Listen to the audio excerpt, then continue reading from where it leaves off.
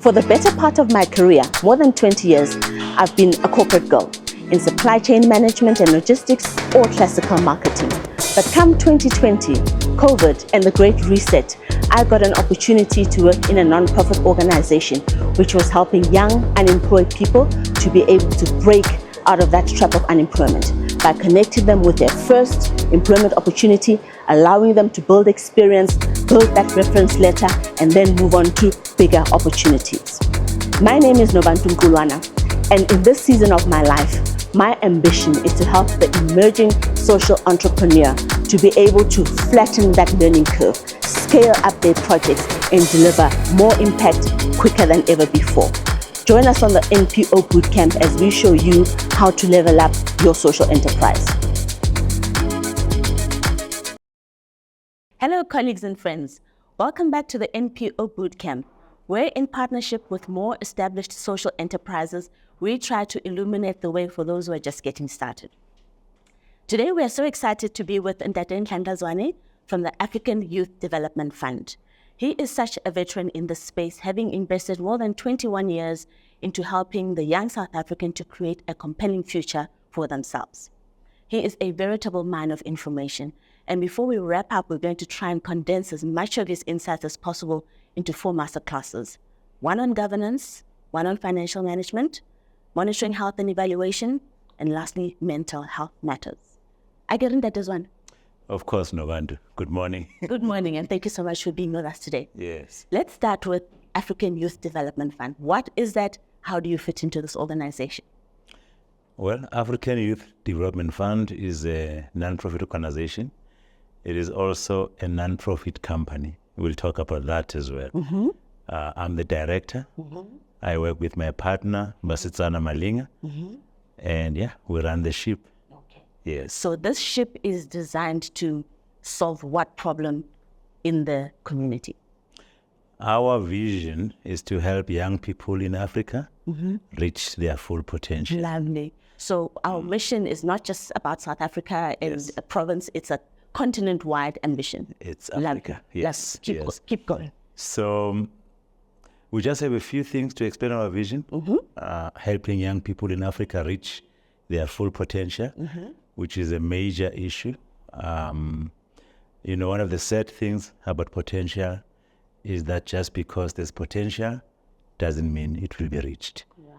Very painful. Yes. Archaeologists in Egypt found seeds in a tomb, one of those old pharaoh tombs. Yes. Those seeds were 4,000 years old, right? So you should imagine this. They were in a marble. Yes. They took them, they planted them, and they saw amazing wheat harvest. So for 4,000 years, their potential wasn't reached. I get your point. Unfortunately, human beings don't have 4,000 years for somebody to discover them. So we have a lifespan, and it is important that within that lifespan, we achieve our potential. Absolutely. Understood. Yeah. The late Dr. Miles Monroe said, the richest place in the universe, I'm sure you heard this, is not the oil fields in Iraq, not the diamond fields in South Africa, but the graveyard. Yeah. Because in the graveyard are books that were never written, songs that were never sung, great women who died as paupers. And so our job is to rob the grave. Nice. I like that very much. We rob the grave. So when young people go, They're spent. Just spend. Yeah. I love that. As Paul said, very nice, he said, like a drink in a cup. I've been, when everything is out, not a single drop is remaining. That's how he was when he was about to leave this world. Les Brown said something nice that touched me. He said, imagine you're sleeping in a bed, you're leaving, you're checking out of this world, and around you are giants. And as you look at them, they are angry. They are looking at you with anger and fierceness. And you're looking at them, and they say to you, we are your dreams. And you are about to take us with you to the grave. Never made it happen. We never made it happen. So that is our goal, is to help every young person in Africa. I love Les They Brown. have Can I full just pick up on potential. Les Brown? Yes, Les Brown do. is the American uncle, right? Yes, I've yes. just come across him in the last couple of years. Yeah. And Les Brown, correct me if I'm wrong, that is, but Yes. he's got some learning or reading disabilities, right? Yes, yes. So he is doing so well. He has overcome so much to get the Les Brown that we see speaking on stages to thousands and thousands of people. Yeah. So he's not just talking theories. He's Yes. walked that process. Oh, and he's in his own fight to make sure that those giants don't hassle him when it's time for him to check out, right? I love Les Brown. Love Les Very Brown. true, very true. So why do we do this? Why do we help? So we say we do this in order to have an Africa where all her youth are dynamic, transformative, and value-adding citizens. Nice. So those are not just words. Okay, let's have them again. Dynamic, the root word for dynamic is from dynamo, right? So you've come across some of our young people. So my young people are dynamic, right? So when they're in the room, you can't ignore them. We work mostly with NEET, NEET, young people not in education, employment, or training. So we find them internships mostly, finished matric, maybe have a diploma or failed matric, but it's young people in no man's land. You know, you're done, you're stuck, you've sent your CVs, nobody's responding. You've stood in fences, and it looks like nothing is happening. So those are the young people that we work with most. And after we spend about a year or two with them, they're dynamic, which means they are movers and shakers. You can't ignore them, like dynamite. Transformative leaders, very important, because you know the saying from Gandhi where he said, be the change you want to see. So we have a saying, we say, don't be a thermometer, be a thermostat, right? What's the difference? A thermometer just reports what's happening. But a thermostat, if we came into this room and you wanted to make it 25 degrees, you go there, you put 25, and it's going to work until the room is 25 degrees. So those are the type of young people we make. They're not just complaining or reporting what's happening. One of the things I like to say to young people is, complaining doesn't mean you have a high IQ, you know? And South Africans laugh complaining. So, but making a change, you see what I'm saying? Doing something about what you are seeing is very important. So that's transformative leaders, young people who make a change. Mike Murdoch, I don't know if you've heard of it. Yes, I've heard of Mike Murdoch. I've actually seen him live. He's an American guy. Yes. I don't know which state he's based in the US, but he's preached in South Africa before, and I've been in the, I love Mike Murdoch. Amazing. Yeah. Wisdom. He talks about wisdom. Yes. Wisdom is the principal thing. Wisdom is the principal thing. Yes. He said something very powerful, which was, everything was created for a reason, right? Okay. Everything. Your eye is there for a reason. And you ask me, what's the purpose of your eye? Well, it's easy. Let's take it out. If you take your eye out, you'll soon discover what is the purpose of an eye. And then he put it very nicely to say, a human being, every human being was created to solve a problem. I understood, yeah. Every human being, this chair is created to solve a problem. And how do we know the purpose of a chair or the problem the chair solves? Is let's take away the chair. And in 30 minutes, you'll say, I think I get it. I know which problem the chair solves. Yes. So the problems that we're experiencing around us are because the people who are created to solve them aren't doing that. Right? That is, can I hijack your conversation right there? Yeah. Also from Mike Murdoch, what I learned is that we on earth, every single human being has an assignment. Yes. And how you will know what is your assignment is by understanding what are the things that make you angry. Very true. Okay, so you pick up from there? You are exactly there. So remember, I'm talking about don't be a thermometer, be a thermostat. Yes. Right? Yes. So how do you know which problem you came to solve and what makes you angry? Whose tears? Whose tears do you cry? Yes. Which group of people whose success will fulfill you? Right? Because that's a clue of who you are called to. You're not called to everyone, right? Like you can't take all the ingredients in the shop to bake a cake. You need to decide which cake I'm baking. If it's coconut cake, it tells you which ingredients. So you are here for a particular people, and when you come across them, either their situation makes you angry. It just, Bruce Wilkinson put it very nicely.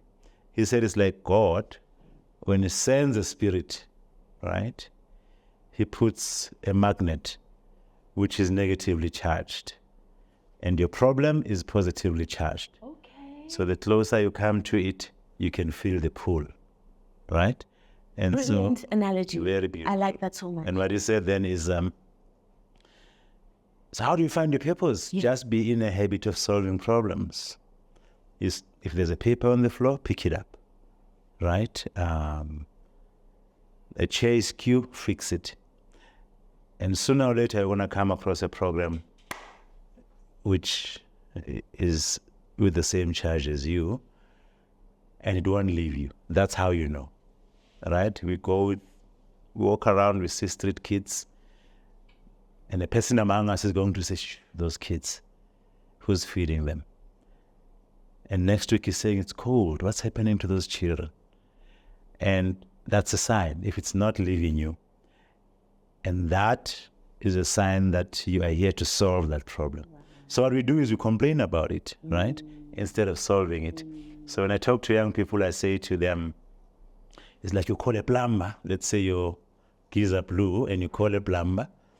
And the plumber comes to the house and says, sure, there's water on the floor. It's like, duh. That's why I called you, yes, right? Yes. So your assignment or the problem you're here to solve, when it beckons to you, it's not an opportunity for you to complain about it. It's a clue. This is what I'm called to say. So that's why we're creating young people who are dynamic, transformative leaders, and value-adding citizens. So this last part I'm very passionate about, because I've worked with young people. So since 2001, and I've seen them, they become assertive, they go into the world. But what lacks is consciousness. And that's what I saw. Because if you have a young person who becomes assertive, they go for it. I mean, our young people go for it. The things they achieve, I can spend the whole day telling you what happens.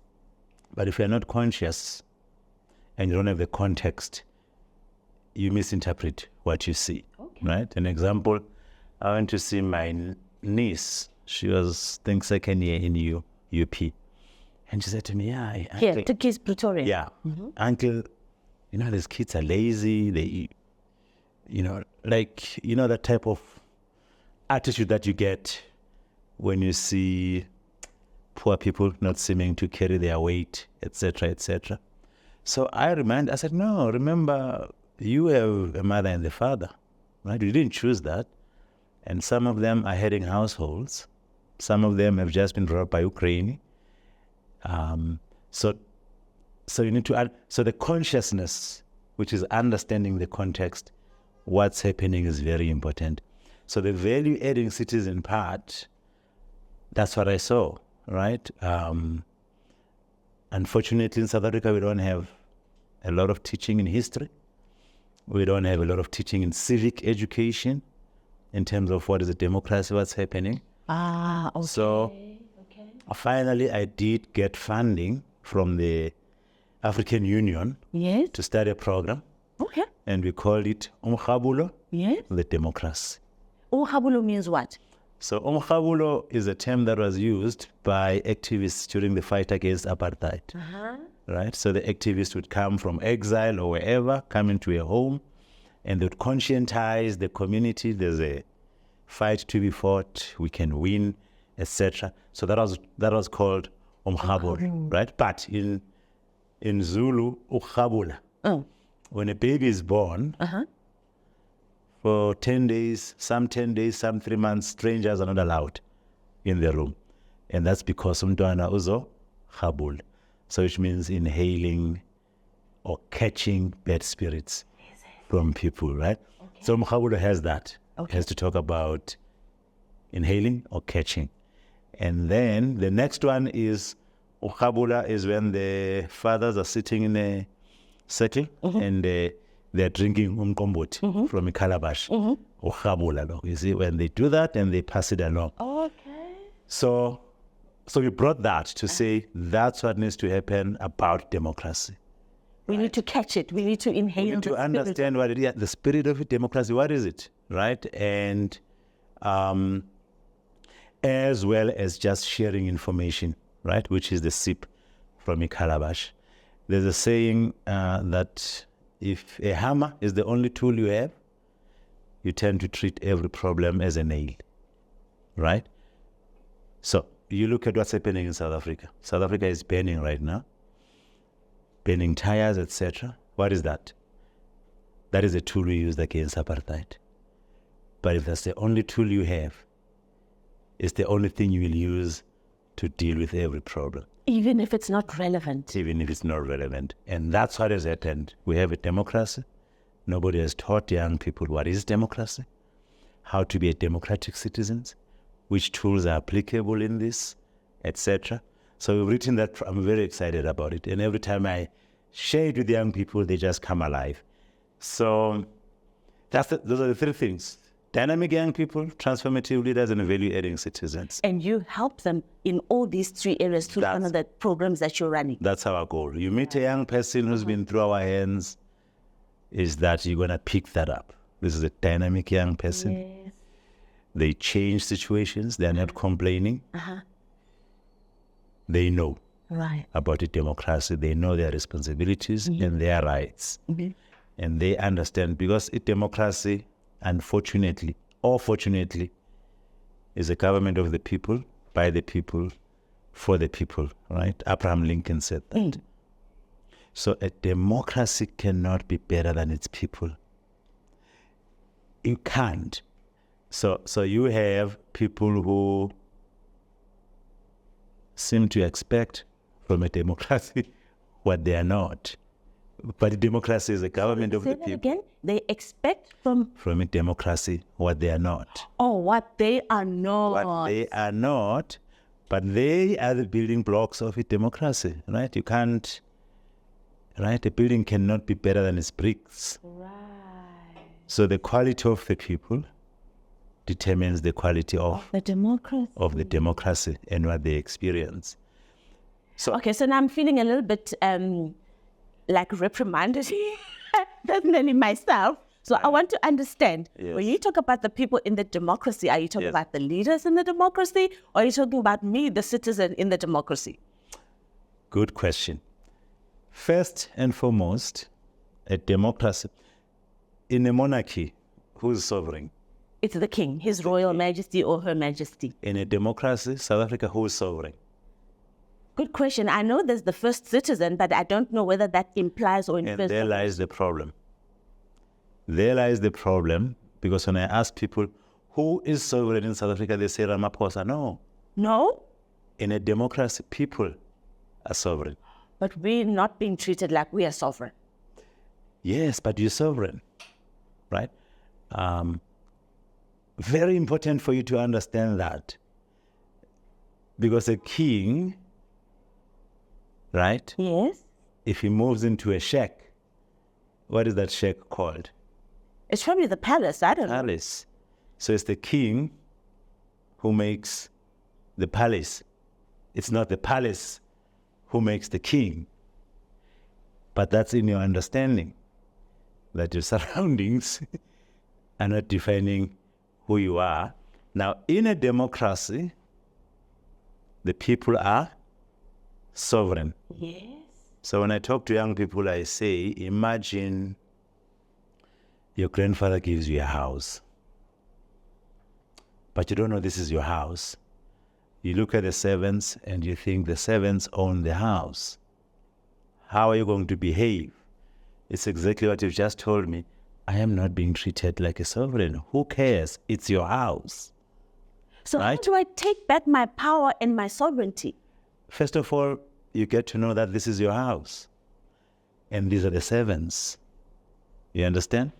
Because once you understand that, like I talk to people, if your gardener doesn't do your house, doesn't do gardening in your house, What do? Do you go to your gardener's house?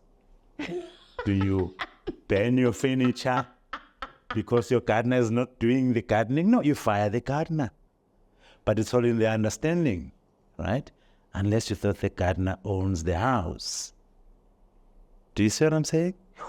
You want to change from brown bread to white bread, and you go to a servant who's handling your money, and you are begging. It's your servant, and it's your money. Do you understand? This is so deep. So all that, yes, that is why I'm saying value adding.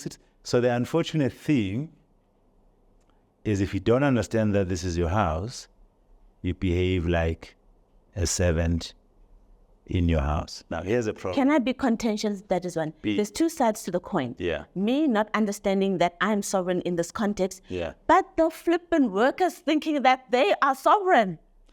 Of course, workers will. If they see that you don't know, that this is your house. So blame them now. I'm allowing them now. If I passed your house and the garden was unkempt, who do I blame? You blame me. I own the house. Do I blame your servant? You're going to blame me. It's never a servant's problem. Okay, I'll sit down. Yeah. So that is so you can see I'm very excited about the third part. Right. Value adding Right. citizens. Right. Because we're in a democracy and it's not going to work until the owners of the house become aware that we are owners and take the responsibility of ownership. Okay. Right? Stop. Good. That is one. Yeah. Before you continue, so somebody's watching this and thinking, I have never, ever been challenged in my thinking this way. Yes. How do I connect with these people? We know your vision is Pan-African. Yes. But right now, where do people find you? How are you set up in South Africa? All right. Our head office is in Gandhi Right. in Johannesburg. Right. We do operate in all 9 provinces. Okay. So you can get us in the website. We have a website. Right. African Youth Development Fund. Right. We have if you just put AYDF, we are on Facebook, Instagram, and social media. Okay. We actually have a podcast, Okay. which is called Pathway, because our tagline is African Youth Development Fund, Pathway to Greatness. Right. Lovely. So if you put Pathway, Greatness, AYDF, you'll get hold of us. We, in Gauteng, we work with about 47 NGOs, Okay. right? So almost every township can have access to the NPOs that we work with. So if you get in touch with us, Yes. we can tell you who of our partners is closest to you, and you can get there. Yeah. That's right. Yes. So I might not be directly dealing face-to-face with an AYDF, but there might be an implementation partner that can connect me to your content and your Yes. shops and programs. Here's what we discovered. If we implement programs ourselves, we have an impact, but it's limited. But if we go into wherever we go, we look for, let's say we went to Alex. We went to Alex 2010. We look for young people who are active. Who are young people who are active here, who are organized somewhat, whether youth club, whatever. And what we do is we seek to duplicate ourselves in them. We teach them, we do all things. And what we found is when we do that, our reach just explodes. We did a program for Tiger Brands called Are You Game? Are you game? Are You Game? Yes. Mamelodi and Alex, in 4 years, we reached about 250,000 people, right? Right. But now, we reach in Gauteng alone over 1.4 million young people every year, right? Okay. How do we do that? Yes. That's the way. The 47 NPOs, we train them, we teach them everything that we know insofar as what we do is consent. And what they do then, they just become a drip into those communities and the reach just becomes exponential. And that answers a major question, which is, how do you reach scale Yes. qualitatively? Yes. You understand? Because whenever your reach becomes bigger, the greatest danger is the dilution of what you are doing.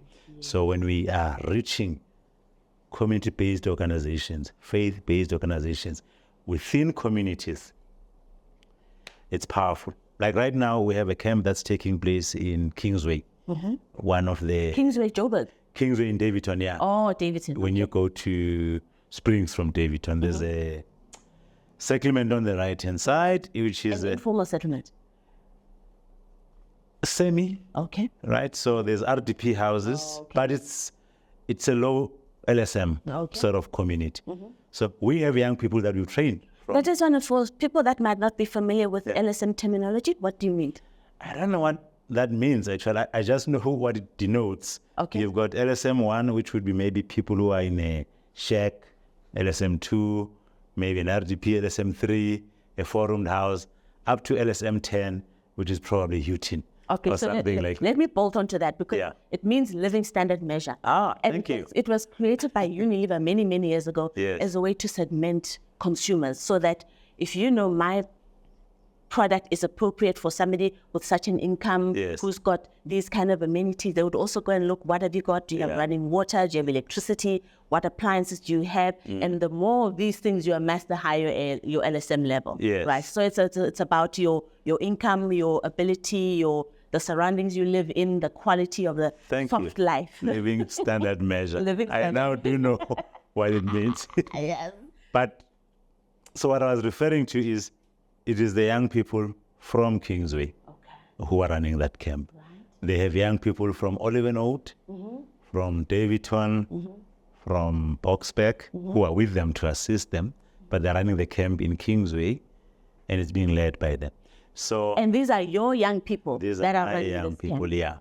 So, long way to answer your question of how do you get hold of us. So when you meet our partners, you're meeting people who we are attempting to duplicate ourselves in this particular space, because we try to teach them everything we know, right? One of the things that I learned was the importance of systems, right? That you can't scale unless you systematize. Absolutely. So we systematize as much as possible. Our camp, there's checklists, there's a system. So that if you go to Heidelberg, wherever, you're going to find the same thing, right? And our just replicate success. And just replicate. And it makes it easy. I mean, a young person, when they have a checklist, I need to do A, B, C, D, etc., and then they just improve in proficiency and, excellence. But that's what it is, yes. So that's the way to get hold of us. Wonderful. Yes. So if I'm watching right now and I'm thinking, yes, I want to get hold of these people. So when I get through to you and you connect me with an implementation partner, I'm asking to do what or to sign up for what? Good. Be available. Okay. That's the most important thing we ask for. So that you can start by volunteering. Okay. Right? Yeah. Okay. That is the biggest secret in life. Mike Merrick said it very, very powerfully. He said, whatever you give in your life doesn't leave your life. It goes into your future, it multiplies, and it waits for you. So, you've got something. No matter where you are, you've got what? Something. If you're not educated, etc., at the very least what you have is time. Right? And what that is seed. So volunteering is actually sowing what I have. I've got time, so I'm going to give my time away. Because I'm in need. I'm not in education, employment, or training. Yes, so I have time. Right? Umandoza said it was a kanjani. Very good point. So that's the first thing. Be available, come, right? And say, I'm available, I'm here. What can I do? And what we'll do then is, through that process, we train you, right? You implement. So one of the major programs that we run is Kimoja, I'm Fine Without Drugs, which is a substance abuse prevention program. So we'll teach you how to facilitate that. And through that, I've seen young people come from just amazing, just sitting in the township. I can give you one young girl that I'm very proud of, Utlocks.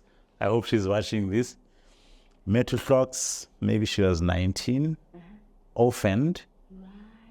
So brought up by Ukoko from Limpopo. And she was here in Joburg staying with her aunt. And she came into our program, 2010.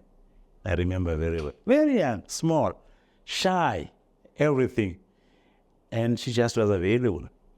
And she worked with us. She learned to facilitate. She came out, became a great facilitator, volunteering, no stipend, right? Just available. We have a T-shirt for her, etc. Now, what amazing is she saw value in this to the extent, so Utlocks would go to schools, maybe walk 5Ks, right? Come every day, walk 5Ks, implement in schools, do all those things. And then she got a job weekend at a butchery to like a packer.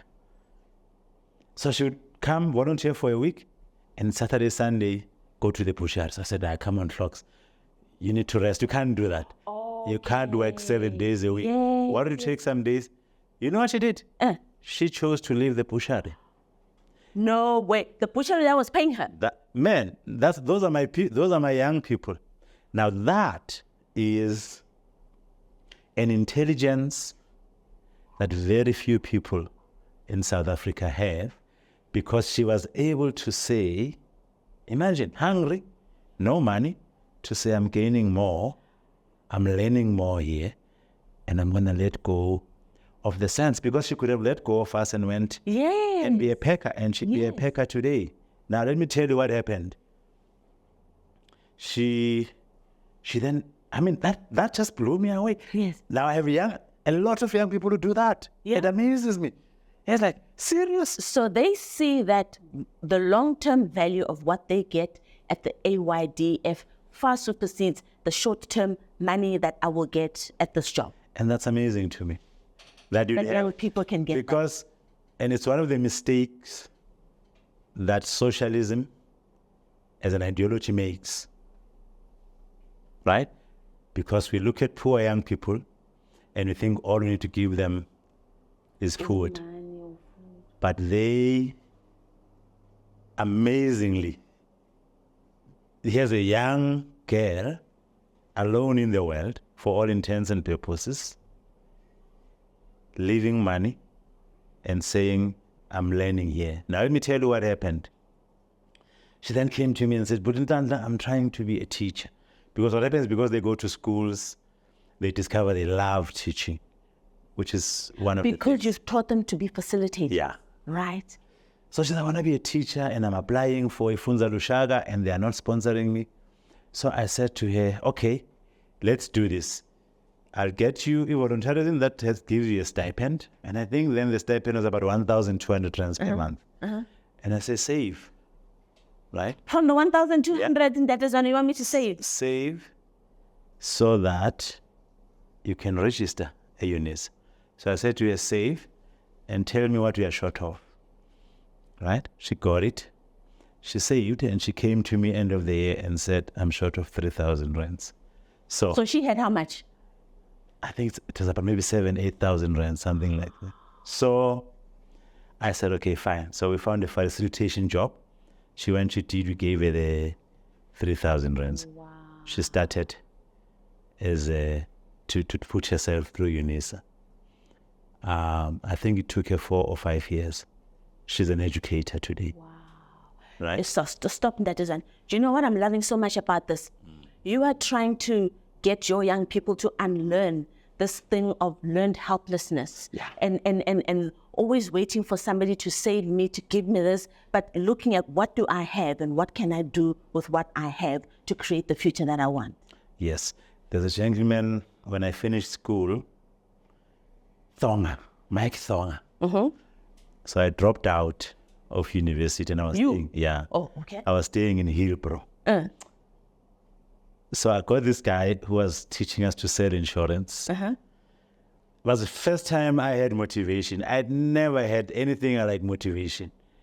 And he said to me, you have to choose in life. Do you want to succeed or do you want to get in Hashem? Right? Because an Hashem feels good, but it's all you're going to get. People are going to look at you and say, Hashem, look at them. And they feel good about saying that, but you don't get anything from that. Yeah. Right? Yeah. And he said, you can blame people. And sometimes you might even be right in blaming people, but it's not going to change anything. It's not going to change. Right? You need to get up and go. I grew up in Guatemala. And I don't know, those who work from a Guatemala, there was a guest house. You know, a guest house, this electricity thing. Oh, not guest house. No, a guest house. No, sorry. What did you like? They used to be these contraptions, yellow things, where you can go and switch off a house and switch it on. And people used to write graffiti. And there was a graffiti there written, and it just captured me as a young person. It said, "Phansi ngabelungu abasithandayo." And I used to pass there and look at this, and it just captured me, you know, like, "Phansi ngabelungu abasithandayo." Until I, because I gravitated towards this, because I believe this is my purpose, until I understood it. And the way to explain it is, imagine when a chick is about to hatch from an egg. Yes. So what it does is it needs to peck From the inside. the shell from the inside, right? Now, if you feel sorry for the chicklet and you break the shell for it, it dies. Why? Because in pecking the shell, it develops the muscle it needs to use to walk after the shell is open. Right.